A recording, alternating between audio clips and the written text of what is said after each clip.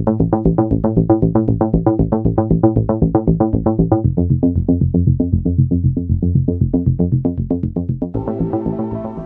are back on this Tuesday evening. Welcome back to Weather for Weather Geeks. It's the Valley's most in-depth weather forecast video. Not a lot of real crazy, interesting weather to talk about this week, but of course in this video we always find some cool stuff to talk about. And what I wanted to start out this evening doing is reviewing where we've been over the last month temperature-wise, because it's been a pretty significant cool spell that we've been in the last 2 weeks, really since the very start of astronomical fall about 13 days ago. The pattern flipped. And as you can see, those temperatures have stayed below average when you factor in highs and lows ever since. And another way to look at this is kind of a scatter plot, showing where we've had warm days, cool nights, etc., etc. And you can see a lot more days over the last month on this side of the ledger as opposed to this side. In fact, we've had very few warm days but cooler than average nights. We've had a lot of cool days and cool nights, and cool days and somewhat warm nights over the last month. Now, it's interesting when you look at the numbers at the Youngstown Warren Airport compared to the average. This has actually been our longest stretch of cool weather this year compared to the average, of course. 13 consecutive days of below average temperatures, beating a streak of, I believe, 12 back in late January. We had that really rough cold snap during the second half of January. I think we got to 12 days during that, but 13. The number we reached today, we will not reach 14 because we are expecting temperatures to get above the average tomorrow afternoon, up to about 71. All right, it's Tuesday, so we get a fresh update from our partners at the FoliageReport.com. And as you can see, we're still kind of in that low color designation in our viewing area. But depending on the kind of tree, you might have a really colorful tree or two in your yard right now, and you certainly don't have to head far to the east. Once you cross I-79 going across 80 in Pennsylvania and you start to get into some of that more mountainous terrain, certainly the colors are really popping out there. Near Kanzua Bridge State Park over in Pennsylvania, the Grand Canyon of Pennsylvania is nearing peak color right now.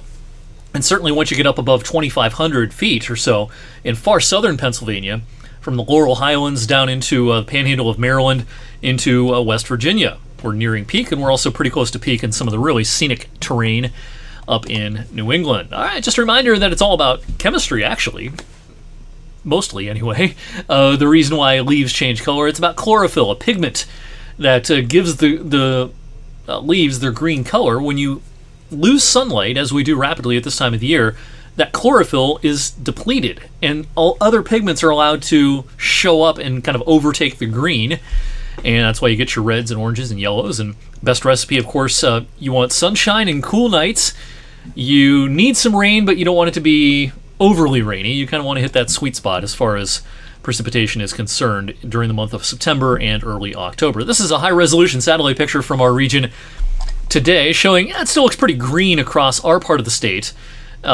Starting to see a pop of color out here, certainly in west central Ohio. And compare this to the same view a few months ago. This was back in the heart of summer in July. Everything's real green, emerald green, of course, at that time of the year. But it is that time of the year now that things are changing rapidly. We are in the middle of a nice stretch of space station flybys. Just after this video posts, head outside, grab the kiddos, 757, look west-northwest. You'll see the space station reaching a maximum height or elevation of 61 degrees above the horizon.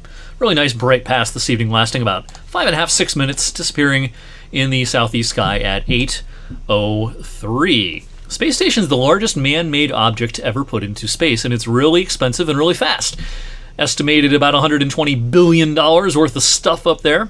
5 miles per second is how fast that thing zips around our globe. It only trails the moon and Venus as far as the brightest objects that we can see in our night sky. All right, we'll zip through the next couple of days really fast because Wednesday is just a postcard day. I mean, just perfect. Not a cloud in the sky most of the day. Temperatures finally getting up to about 70 or so. A few more fair weather clouds in the mix on Thursday, but we'll stay dry and we'll stay mild. Lower 70s on Thursday. Here comes our front, though. A couple of rain showers around at the start of the day Friday. Maybe a lake effect rain shower or two for the rest of the day. The bigger story is not the rain. It's the chill. We're going to go from a high of 71 Thursday to, if we're lucky, 52 or 53 on Friday during the daylight hours, and a gusty breeze making it feel like it's no warmer than the upper 40s. All right, last evening, if you watched my video, I posted, hey, we're going to do the winter forecast on November the 10th. Well, we had a little meeting here at work today, and it was decided it would be better to do it a week later. So we're going to debut our winter forecast now. Save the date, November the 17th, 2022. If you're a longtime follower of my content online and on television, you know how this will work. We'll do a short to the point version on 21 News at 6 and 11. We'll post that online. If you're a weather geek, if you're a diehard, you love the detail, or maybe you drive a snowplow, maybe your business depends on the various fluctuations in winter weather that we have around here, that longer version, kind of like the Weather for Weather Geeks videos. You'll watch it in the same place you're watching this video, whether it be on my YouTube, my other social media outlets. That'll be posted during the evening on Thursday, the 17th day of November. So we're going to lock that in so we can look forward to that. It's a little later than we've done it in years past. Wanted to do it a little later this year so that I have the benefit of the most recent seasonal model guidance, which typically comes in around the 5th or 6th of the month.